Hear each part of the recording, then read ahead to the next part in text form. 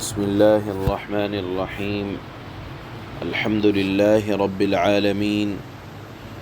أشهد أن لا إله إلا الله وحده لا شريك له، وأشهد أن سيدنا ومولانا محمدا عبده ورسوله. أما بعد فأعوذ بالله من الشيطان الرجيم. بسم الله الرحمن الرحيم. وَلَقَدْ أَرْسَلْنَا إِلَىٰ أُمَمٍ مِّن قَبْلِكَ فَأَخَذْنَاهُم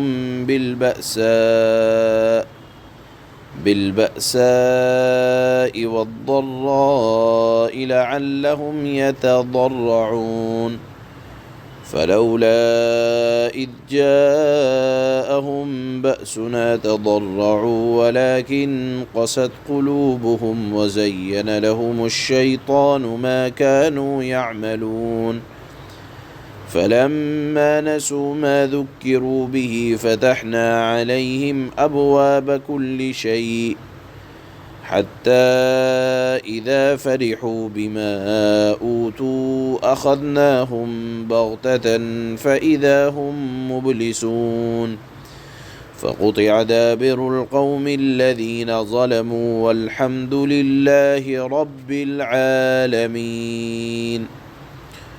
صدق الله مولانا العلی العظیم.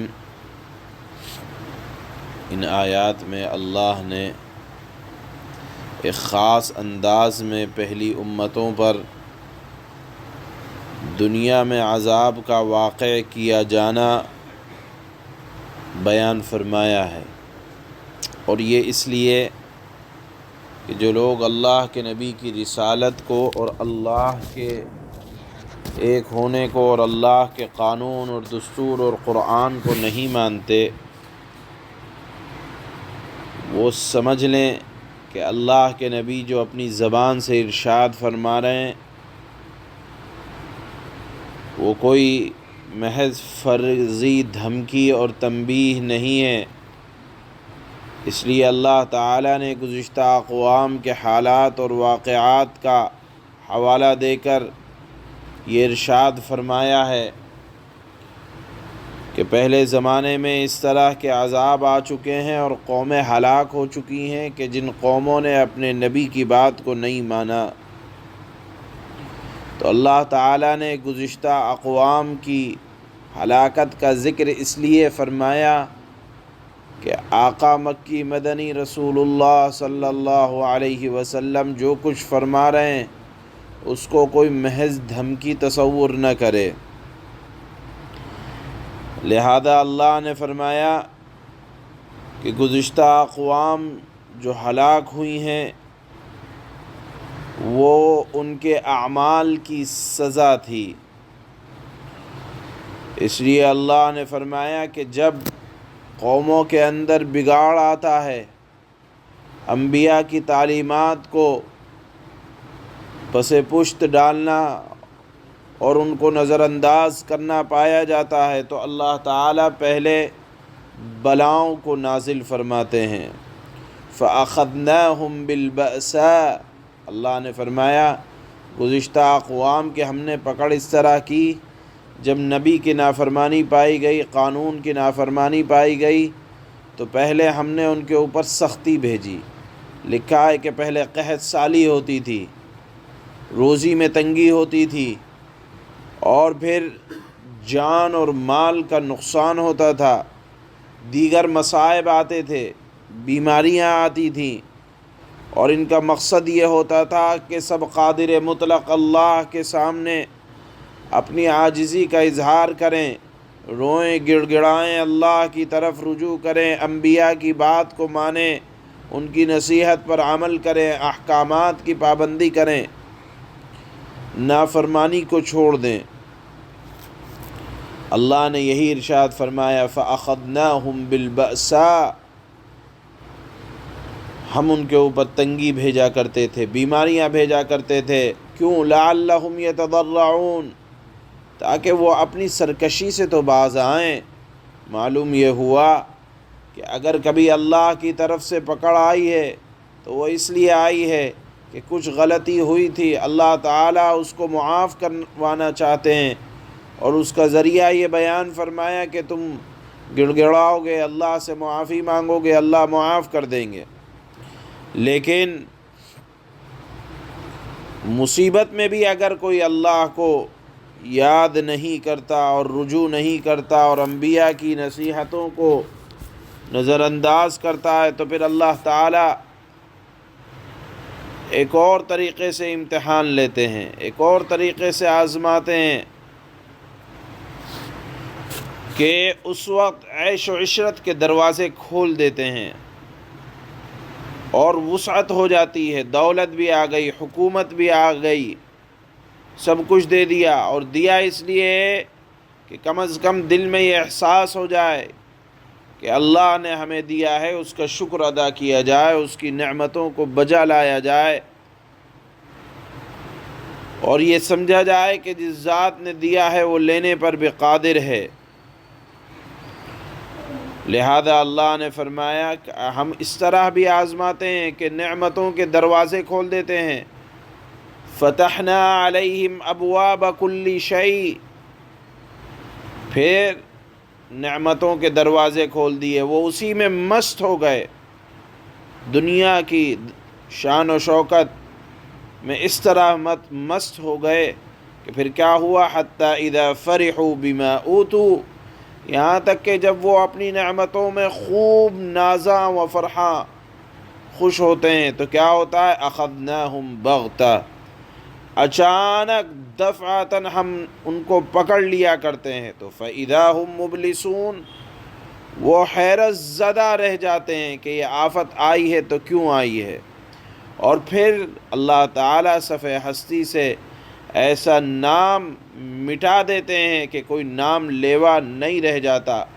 جتنی گزشتہ اقوام ہیں، قوم عاد ہو، قوم ثمود ہو، قوم صالح، قوم شعیب، جتنی قومیں گزری ہیں، اللہ تعالیٰ نے ان کو ناز و نعمت خوب دیے تھے، لیکن نافرمانی ان کی طرف سے پائی گئی، لہذا اللہ تعالیٰ نے صفحہ ہستی سے مٹا دیا۔ کون جانتا ہے کہ قوم سمود کی اولاد یہ ہیں۔ بہرحال ان آیات میں اللہ تعالیٰ نے عام انسانوں کو یہ متنبع کیا ہے کہ دیکھو، دنیا میں کسی کی عیش و عشرت اور فراوانی کو دیکھ کر دھوکہ نہ کھائیں کہ یہی لوگ کامیاب ہیں اور یہی صحیح راستے پر ہیں۔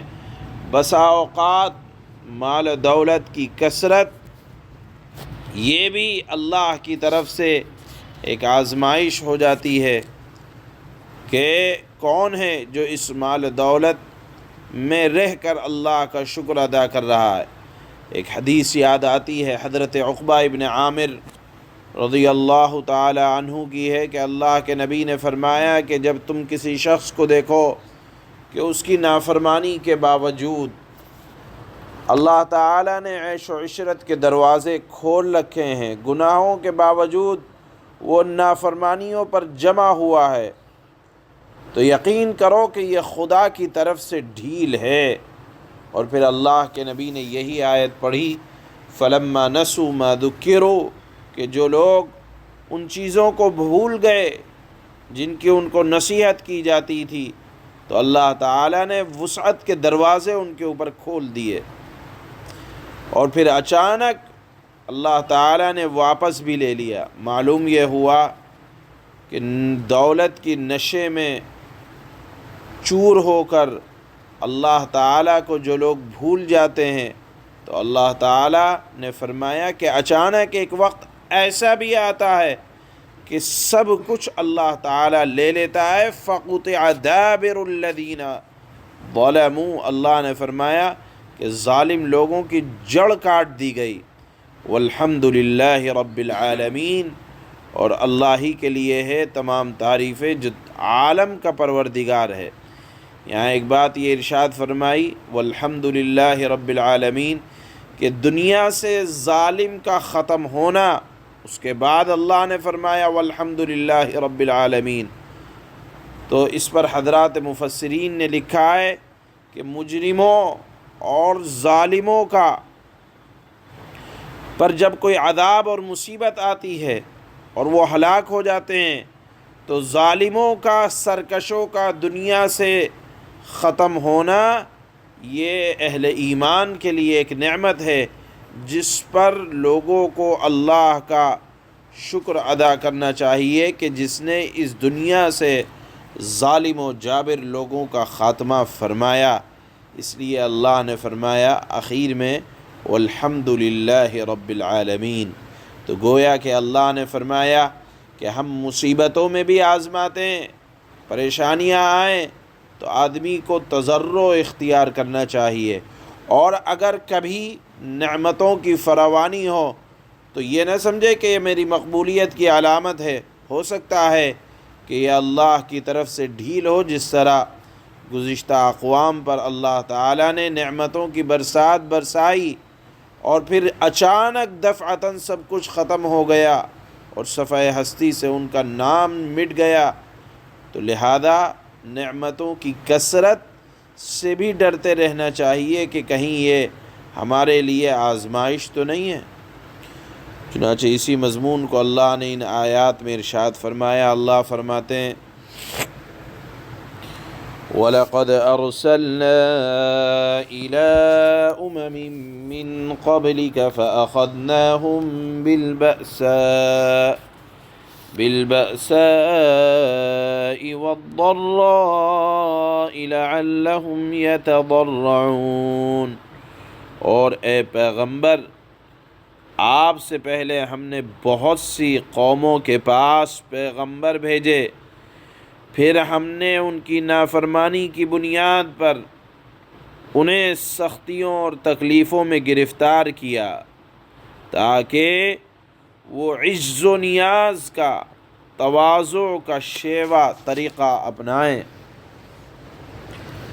فَلَوْلَا إِذْ جَاءَهُم بَأْسُنَا تَضَرَّعُوا وَلَكِنْ قَسَتْ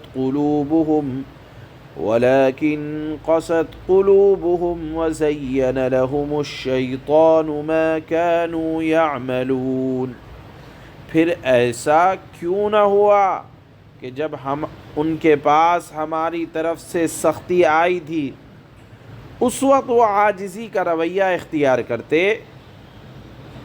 بلکہ ان کے دل تو اور سخت ہو گئے، اور جو کچھ وہ کر رہے تھے شیطان نے انہیں یہ سمجھایا کہ وہی بڑے شاندار کام میں ہے۔ معلوم یہ ہوا کہ گناہ کے کام کو شیطان ہمیشہ خوبصورت انداز میں پیش کرتا ہے۔ مثال کے طور پر کہے گا کہ سود لے لو، اس سے کم از کم غریبوں کی تو مدد ہوگی۔ بہرحال گناہ کے کام میں جب اس کو خوبصورت انداز میں پیش کیا جائے تو سمجھ لینا چاہیے کہ یہ شیطانی حرکت ہے۔ اسی کو اللہ نے فرمایا کہ وَزَيَّنَ لَهُمُ الشَّيْطَانُ مَا كَانُوا يَعْمَلُونَ۔ شیطان نے انہیں سمجھایا کہ وہی بڑے اچھے کام، شاندار کام کر رہے ہیں۔ شیطان گناہ کو ہمیشہ خوبصورت دیدہ زیب بنا کر پیش کرتا ہے۔ فَلَمَّا نَسُوا مَا ذُكِّرُوا بِهِ فَتَحْنَا عَلَيْهِمْ أَبْوَابَ كُلِّ شَيْءٍ حَتَّى إِذَا فَرِحُوا بِمَا أُوتُوا أَخَذْنَاهُمْ بَغْتَةً فَإِذَا هُمْ مُبْلِسُونَ۔ پھر جو انہیں نصیحت کی گئی تھی جب وہ اس نصیحت کو بھلا بیٹھے تو ہم نے ان پر ہر نعمت کے دروازے کھول دیے، یہاں تک کہ جو نعمتیں انہیں دی گئی تھی جب وہ ان پر اترنے لگے، جب وہ ان پر اترانے لگے تو ہم نے اچانک ان کو آ پکڑا، جس کا نتیجہ یہ ہوا کہ وہ بالکل مایوس ہو کر رہ گئے۔ فَقُطِعَ دَابِرُ الْقَوْمِ الَّذِينَ ظَلَمُوا وَالْحَمْدُ لِلَّهِ رَبِّ الْعَالَمِينَ۔ اس طرح جن لوگوں نے ظلم کیا تھا ان کی جڑ کاٹ کے رکھ دی گئی، اور تمام تعریفیں اللہ کے لیے ہیں جو تمام جہانوں کا پروردگار ہے۔